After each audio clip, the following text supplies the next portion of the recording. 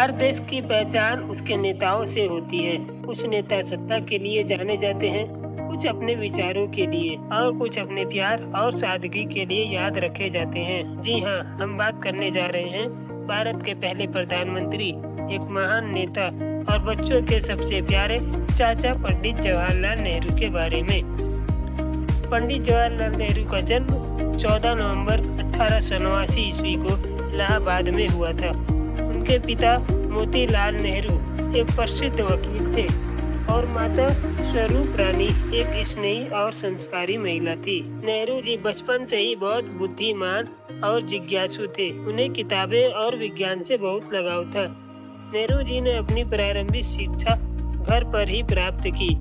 बाद में वह इंग्लैंड के मशहूर विद्यालय हैरो स्कूल और फिर कैम्ब्रिज विश्वविद्यालय में पढ़ने गए। वहां से उन्होंने विज्ञान और लॉ की पढ़ाई पूरी की।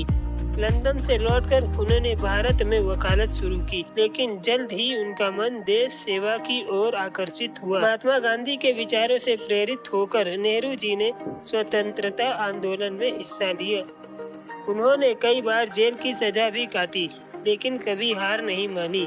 नेहरू जी का सपना था एक ऐसा भारत जो आधुनिक हो, वैज्ञानिक सोच रखे और जहां हर व्यक्ति को समान अधिकार मिले।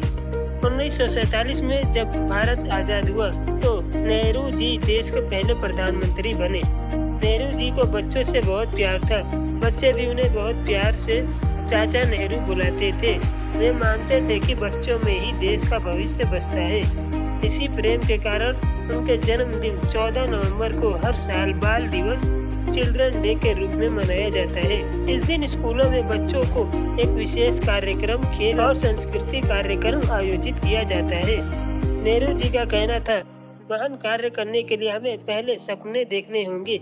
उनकी सोच हमेशा आगे की दिशा में रही, एक ऐसा भारत जो विज्ञान और शिक्षा समानता में विश्वास रखे। पंडित नेहरू का निधन 27 मई 1964 ईस्वी को हुआ।